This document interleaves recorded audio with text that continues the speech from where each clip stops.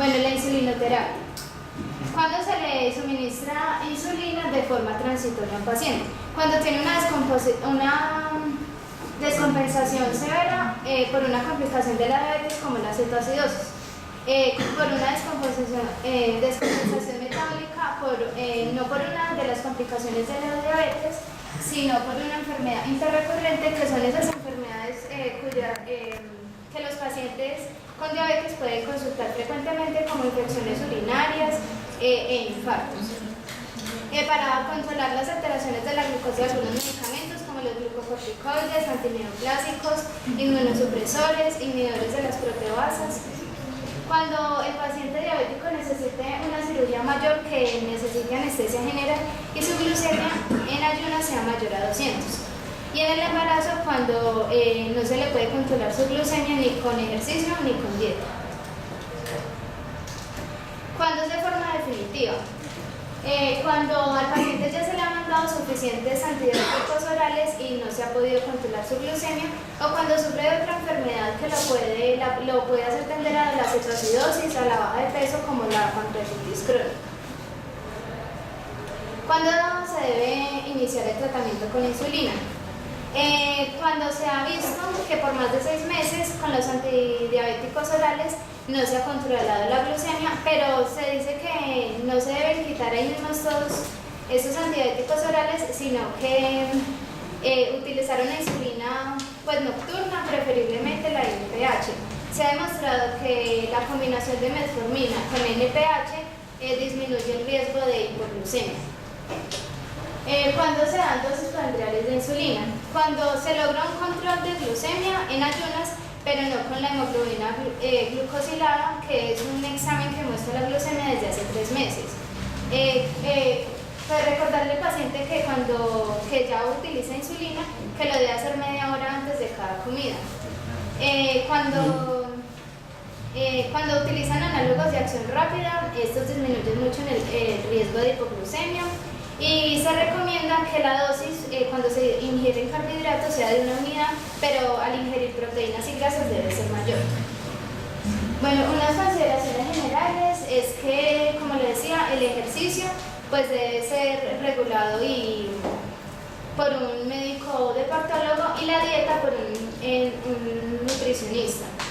Y se le debe enseñar al paciente cómo monitorearse en casa la glucemia con el glucómetro y saber tomar las decisiones si debe aumentar las dosis de insulina o no. En casos de la cirugía, si es corta y el paciente no tiene tratamiento con insulina, pero su glucemia es mayor a 200, se le debe aplicar una inyección subcutánea por el anestesiólogo, pero que tenga pues capacitación en diabetes. Si la cirugía es corta, pero si utiliza insulina, la administración de insulina debe ser 1 hora antes de la cirugía. Y si es larga o de urgencia, se le debe administrar una unidad de insulina en infusión de 5 gramos por hora de dextrosa. Bueno, el tratamiento con antidiabéticos orales.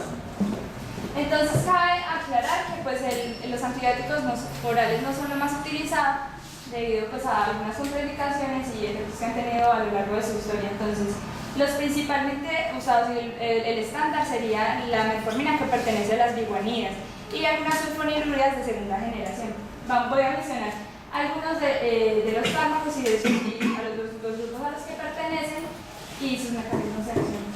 Bueno, ¿cuándo iniciar tratamiento con antidiabéticos orales? Lo principal es cuando el paciente no alcanza las metas del buen control glucémico y cuando se ve que el paciente no va a llegar a esos pues se ve que no va a llegar, por ejemplo, cuando el paciente es muy obeso y pues se ve que no quiere realizar el ejercicio o le parecen mal las dietas y lo que tiene que realizar. Bueno, entonces primero las sulfonilureas, les voy a mencionar las de segunda generación. La glurida, también conocida como glibenclamida, la glipizida, la glicazida y la glimetilida. La biguanida es la metformina, que hay otras dos, pero esta es la que más se utiliza porque no causa cetoacidosis y otras cosas principalmente. Las tiazolidinediona, la rosiglitazona y la pioglitazona. Bueno. Los inhibidores de la alfa-glucosidasa, como la carboxyl y la neglitinidas, la perplasminida y la norfenginida. Bueno, el mecanismo de acción de las sulfonilureas imitan la acción de los secretagogos naturales de la insulina, que son como la glucosa. Entonces ellas se unen a la célula y lo que hacen es bloquear el potasio y hacen que entre el calcio y así sale la insulina.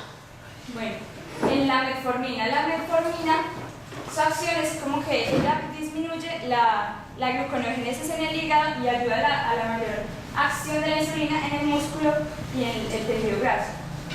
Las tiazolidinedionas se unen a los receptores por el imperador de peroxisomas gamma. Entonces, se unen a y estos tienen capacidad de activar genes que tienen respuesta a la insulina y que regulan el metabolismo de carbohidratos y lípidos. Entonces, se disminuye la resistencia en los tejidos periféricos y se puede disminuir la acción de la glucosa en el hígado. Los inhibidores de la alfa-glucosidasa ya actúan más en tanto a la absorción intestinal, porque inhiben esta enzima que degrada carbohidratos. Entonces, el aumento postprandial de los niveles de glicemia se disminuye.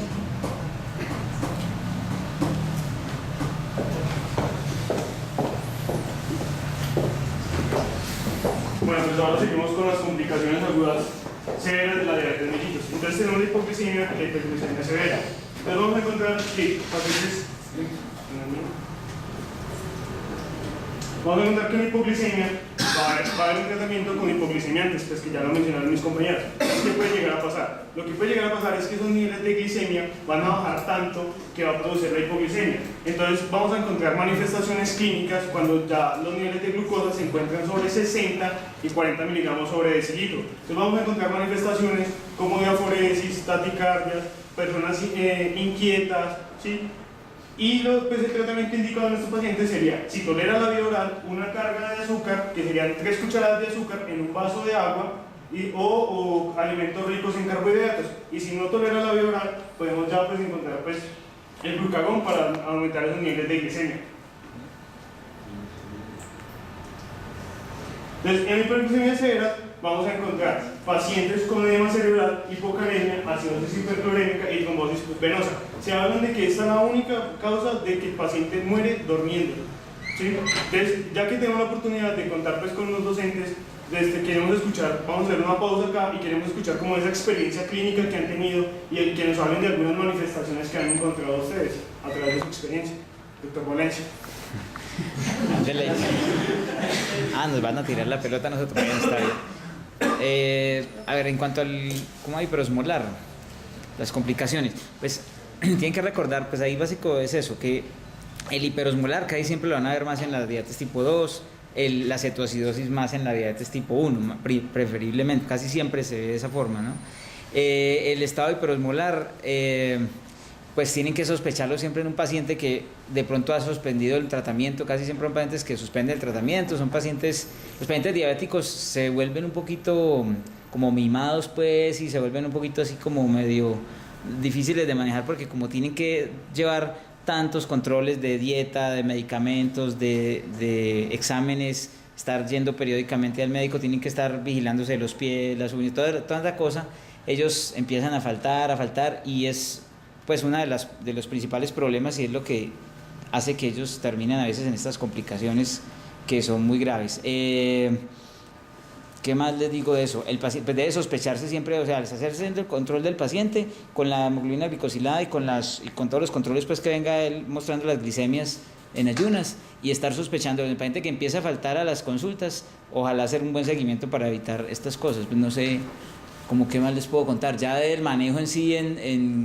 generalmente los pacientes requieren cantidades altísimas de líquidos endovenosos cuando llegan, pues esos son de las urgencias, digamos, en las que más líquido le ponen a un paciente, pues sin miedo, ¿cierto? Usted llega y le pone 1000, la bolsa de 1000 y se las pasa y esos siguen deshidratados y toca ponerlos mucho más líquidos. El problema es que a veces tienen comorbilidades que contraindican el aporte de líquidos, entonces ahí es cuando vienen las complicaciones porque usted debe poner mucha cantidad de líquidos para vencer o tratar de hidratar a ese paciente y al mismo tiempo si es un paciente que tiene falla cardíaca maneja más los líquidos, una falla renal ya que se va sumando generalmente en estas enfermedades, entonces a veces por eso termina usted poniéndole líquidos por un lado y por el otro poniéndole diurético o llevándole a hemodiálisis para hemofiltración para sacarle otra vez volemia, ¿cierto?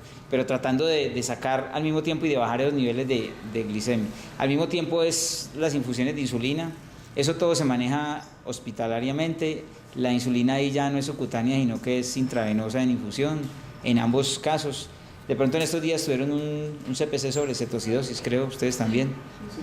Bueno, entonces eso sí, esos son más de diabetes tipo 1, pero en esos casos sí es muy importante también el control de gases arteriales. Son más que todo pacientes ya hay complicaciones de UCI y que tienen implicaciones en todos los órganos, ¿cierto? No solamente pues en cuanto al páncreas y en cuanto a la parte metabólica, sino que es que empiezan a alterarse los electrolitos, la función neurológica, la función renal. Entonces son pacientes que deben estar ya obviamente en cuidado intensivo y un equipo multidisciplinario pues también, además del intensivista, del endocrinólogo, el internista, deben manejarse en UCI.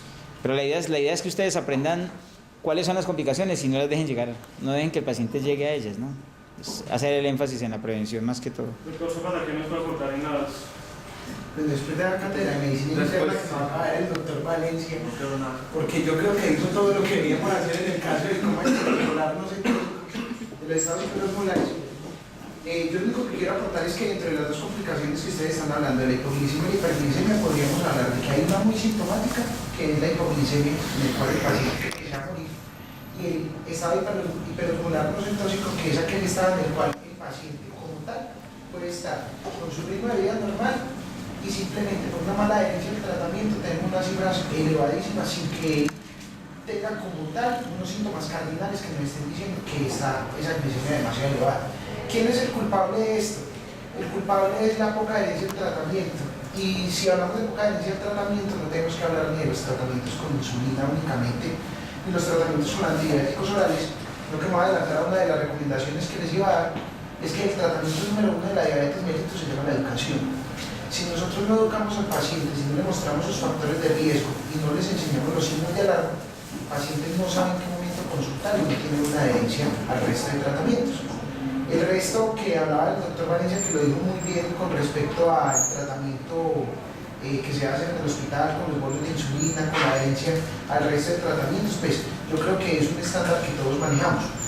Pero hay que ver que tanto el uno como el otro son potencialmente mortales y el estado hiperosmolar no tóxico es difícilmente a veces identificable por la ausencia de algunos signos y síntomas clínicos que permitan que la persona acuda oportunamente al tratamiento. En eso, la cetoacidosis, uno empieza a ver el paciente, casi siempre en pacientes jóvenes, y empiezan a tener cambios comportamentales, obviamente está polipnéico por la acidosis, se deshidratan, o sea, se ven más fácil los síntomas. Mientras que los pacientes del coma, a veces las glicemias van por ahí en 800, 900, y el paciente todavía pues andando normal y hablando ahí con uno.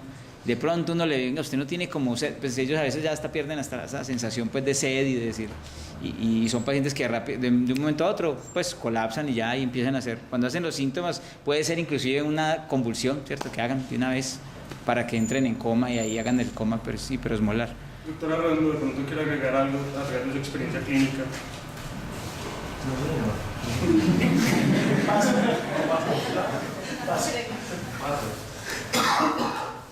Bueno, entonces aquí pues traemos un esquema pues para que entendamos mejor en qué consistirían las nefropatías. Entonces tenemos el riñón, ¿sí? Pues tenemos la arteria renal, la vena renal y esta parte aquí que llamamos papilas renales.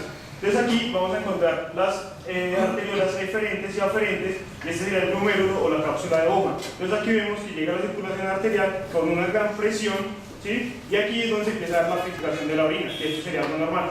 Ya en las nefropatías, en un paciente diabético, pero vamos a encontrar que hay una fuga de proteínas, ¿sí? También va a haber una pérdida de sangre, pues ya se va a alterar la función renal.